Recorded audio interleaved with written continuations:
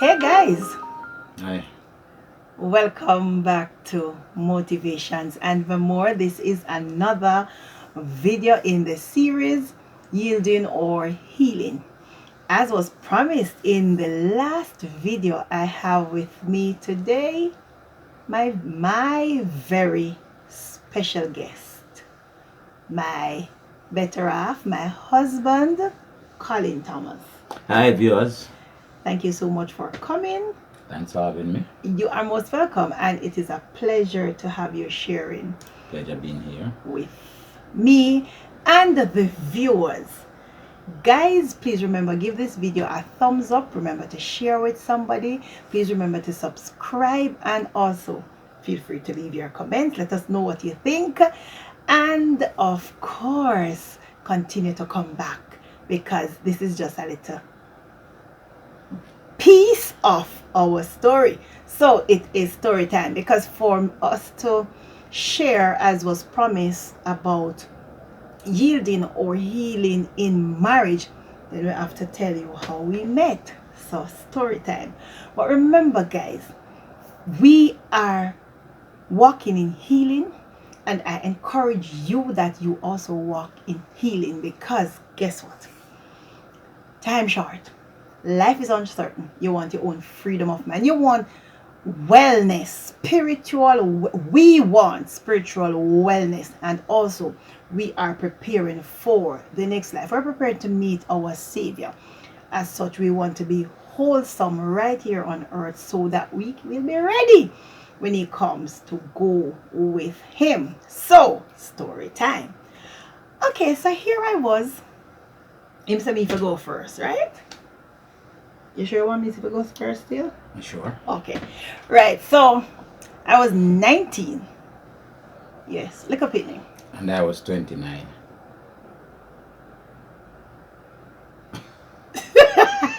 Right.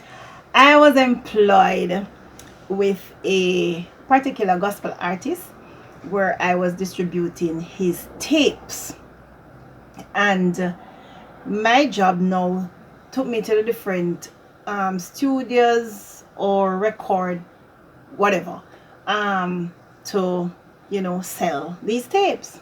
So I had gone through and done Kingston, went to everywhere in Kingston, and then I decided that I was going to broaden my horizon. So I went over to Spanish Town. I went into this place, and I met a gentleman, and he said, I told him what I was about, and he said, "Oh, I'm not the person to do that. We have someone in charge of that area." And so he came out. I mean, nothing to talk about in terms of seeing him. This man full of beard, and we just went to the business. Never look nobody. I don't know if him never look nobody, but me never look nobody. I go for the people them work. Anyway, told him what I was about. He took some tapes from me, and we had, because it was done on consignment. So you leave them, they sell, give you a time to come back, and you come back and collect. So after that, I called to see, whatever, that was back that long before cell phones. So I called on his work phone to find out if the money was ready, and I think he said to me, they'll be ready. It will be ready like next week, like so an additional week. So I said fine, and I said, hey, cause I'm time that you're excited about everything. So my church was having convention, general convention. It was March 2, very significant month. And guess what? We are March people. He celebrated his birthday just last week on the 2nd, and my birthday is the 20th. So we are March 22. strong. Yes. So March is significant to us. Yes. So I invited him. Say, my church is having convention. I'm inviting you. Never still invite the man for nothing. Just that when at that time when you were having anything for church, we would all be inviting Christians and unsaved and everybody. So me invite him. And he said, okay, got the directions from the church, and I gave it to him. And of course, I'm sitting on the choir. I'm a city man. I'm a see he came with a young lady, and the service, he left immediately as a preacher finished preach. They left, so I didn't get a chance to say thanks for coming or anything. And then So the following week, as was promised, I went and collected the people their money. Your time. Me know say me just come collect the people their money and Okay. All right. It all started when I was working at Music World Datamax System in Spanish Town, a very popular record shop. Then in LOJ Shopping Center, owned by Dan McDowell, who was a person that just get converted. So he used to sell record and he just get converted. So he's trying to know to convert the shop into a gospel shop. So two of us was working there mainly as sales clerk, and she appeared in the store, and Patrick, my friend, find out that she was a Christian and she's selling gospel cassette. Patrick called me and said, Colin, see a Christian girl here, come talk to her. So I came.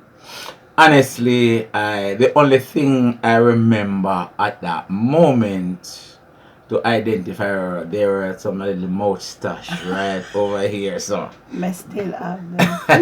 that drew me attention. For no reason, nothing attached. But when something really happened is the day now when she called me and asked me if her money is ready. I was really feeling down that day. I don't know. I feel down. That call came in, and after that call came in, before she finished, say what she's saying, I just start Shut out my phone. emptying out myself, and I mean feel comfortable sharing, and she invite me to convention. No, there was a young lady who used to came around me. I fixed a cassette for her then, and she was impressed how the cassette fixed because somebody piled up some song on the cassette and that cassette was not hers.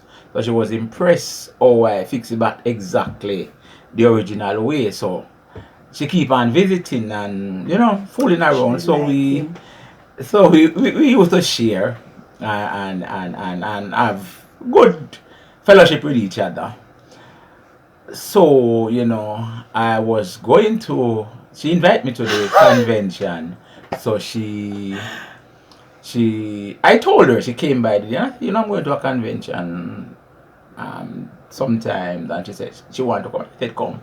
So I went along, and now I saw when I went in the church, I was looking for the person that invites me.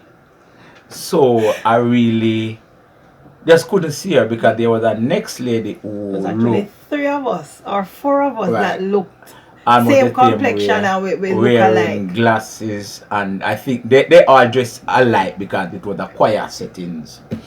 So I was looking and saying, if it's not that one, is that one. If it's not that one, is that one. So not too sure. So to save the embarrassment, Someone on there. So, I leave before the church over to see it because I don't know who. people, hold on. At the first me I hear this. So that was why you left. You Yeah, rushed us. because I never sure who invite me and I At don't the know. first me I hear these people. I never know what to do then because I'm a shy person, very shy, still shy. So I never know what to do. So I leave quickly. And me, I say, because I thought it was because them time that you never drive, and so I thought it was because you had to take the bus over. I never gonna say I did that because they never recognize me. Right, I never recognize you, but Never then, even have a slight idea to say. I mean, it was one time we met, so I can understand that. But after that convention night, she called the following morning and she said, "I never knew you have a girlfriend." You don't remember that one. But she said, "I never yet know you have a girlfriend." And I said, "No man, it's just a friend that we just met." True? Yes, it is true. So we were talking and I said, "Come, let us have lunch and talk about it or something like that. Come, let us have lunch and talk." So money was tight, very, very tight. So, and I got my lunchtime at certain time, and she's supposed to come at certain time. Boy. No, I don't remember this woman. You understand? So Alright, so let me talk what happened. Okay. So when I went, I went to the store and I saw Patrick and I asked for you and he said, oh, he went around the plaza. cafeteria here. So I walked out and came around. Now me remember him. Me never know say him not remember me until after. But so I saw him. Man sit down and eat one patty. And me I watch him now. Cause I think I came late. Very, So very we late. had a particular lunchtime. She was practicing for the wedding. We had a particular time, and I don't know what happened, but I was very late. So hungry lick the brother, and then we run out of the store and go hold a party. No me go round and stand up and watch him now. And me I watch him and him I eat the party. And one of the time the party but him now. And me I laugh. I found it so funny because you know when party we Jamaicans know when party hot and whatever. So me I laugh and when I watch him and him eating party and him drinking juice and when I see him finish and soon come back, I start to take on myself little and then come back round. Okay, so she came around. Money was very tight, so now the party buy the lunch couldn't buy. So I said to her, no, lunch, you bought lunch for me, but you didn't Right. have any for yourself. Right. So, well, And I got good lunch, people, nice, whatever. I was able to Right. choose what I want, but I didn't let him know that I saw that he had ate, because of course, I already tell me. I think that. Right, because as I said, I came late, so I'm hungry, I'm gonna eat. But I had my lunch, and I think he only had a juice. Yeah, If he had wanted a it, drink. he had a juice. So it went on from there when that day she still never get her money. She came back the next day now for her money.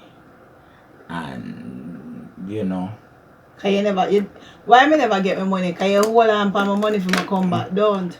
no, that was not the reason because the manager then at the time for the store just I don't know what happened, but she just never cleared it that day. I never Okay. really had that authority to pay, even though it was, and she said that she have to come back. Oh, and by the way, people, you see that girl that where him did come at the church with? The girl did like him. She did like him for true. And I knew that she liked him.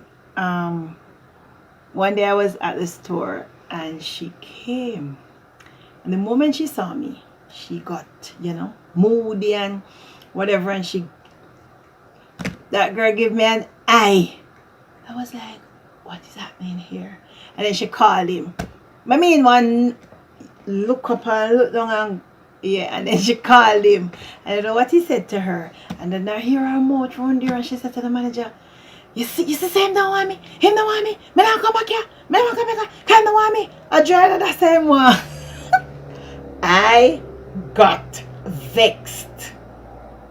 And I just got up and got my yard. I don't know what happened after, but well, we saw her years after.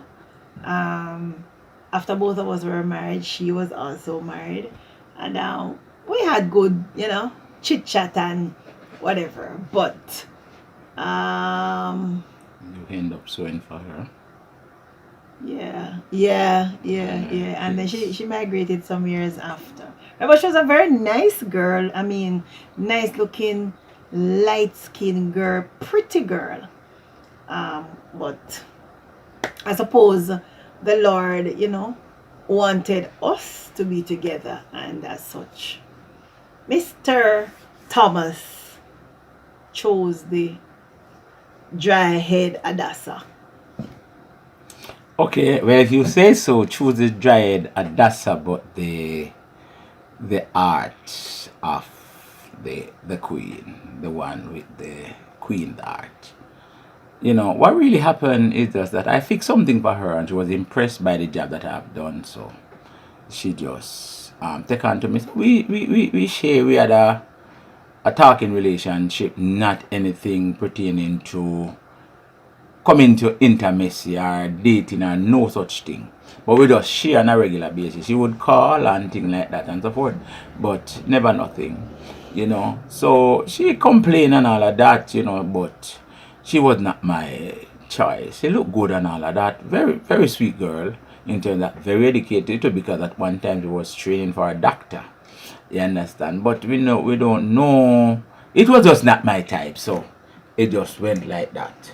You understand? And two, I don't think I was ready to choose because I was in a praying mood. I was seeking the Lord for direction. So I was in praying mood. So prior then, at those times, was my best friend. Well, still is my best friend. So all I knew to do then was to pray. And that was one of the things that I loved about him. I mean, so I was initially asking the Lord, because yes, young girl, and I was struggling financially, and you know, had a lot of chip on my shoulder, as you would have heard. And so I saw myself, you know, that I needed to get a husband so that I would start a family and, you know, whatever. So I prayed about a particular type of man. I told God I wanted somebody who loved him with all his heart, somebody who, you know, was committed to him, somebody who I could learn from. And so that was one of the things that drew me to him and kept me, you know, seeing him, because he would pray. He would always pray. He was always encouraging me. He was always teaching me. Because I had, you know, hang-ups here about doctrine. That, you know, if you're a Christian, you know, look certain way. So, oh, I look now, earring and, yeah, acrylic, not Christian. So I suppose in my own eyes I have backslid. And so we used to have a lot of contention, because I tell him, say, the people in my your church, the woman in my your church not safe, because some of them know we're at the church, them mouth lip red, them fingernail red, them, and them just not look Christian. Because that was me. So I was saying, them just don't look Christian. And him used to say, how Christian look Christian. You don't look on the outward appearance as a Christian. It's how they act. It's their heart. It's what they do. And he might tell me, say, yeah, judge them from them outward appearance. But what is God saying about them heart? In my book, God not saying about them heart, because them are not Christian anyway. So I don't know what you're talking about. So we were at loggerheads with that, with, you know, the particular type of whatever. But there were a lot of things that I learned from them. A lot of things that he personally taught me. And as such, you know, I was really drawn to him. Him did drawn to my mustache, and I don't know what else. But one of the things that, you know, as I said, is all character as a man of God. And I really love that about him. I love the fact that he was passionate about God. He was passionate about the things of God. And so I saw him as a very good friend. Because remember, you know, we're friends. We're dating, you know. And we're really knowing about each other as best. But we are good friends.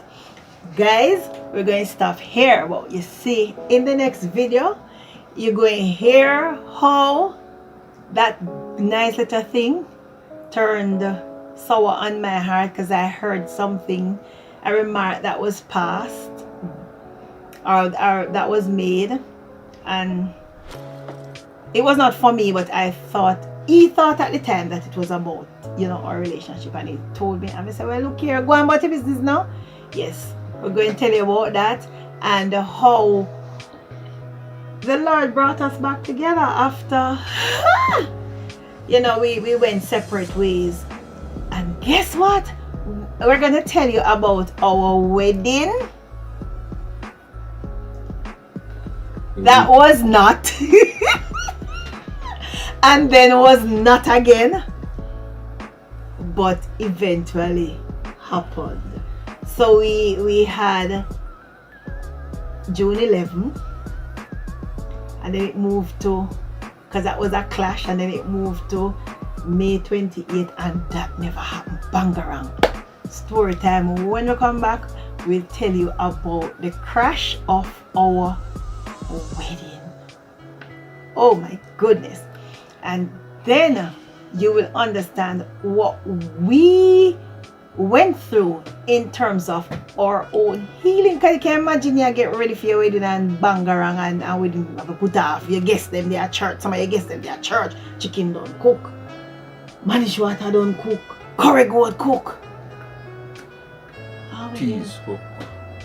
Yeah. Our wedding. Yes. Mash up. Wedding no keep. You'll hear more about it and how we had to. So our healing started even before we got married. That particular, we had to learn how to bounce back and heal from the hurts and the people tongue. Them never did for married and never got will yada yada yada, yeah.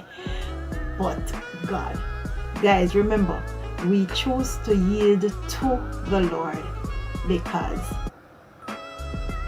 time short, life is uncertain. We want spiritual wholeness, freedom of mind, peace, and we are preparing for the next life. Remember to give this video a thumbs up. Remember to share. Remember to hit that subscribe button and subscribe to the channel, and come back and join us for the continuation of our story as we share how we in our marriage, before marriage and in our marriage, have learned to yield to healing. God bless. See you next week. What would my friend? God bless you.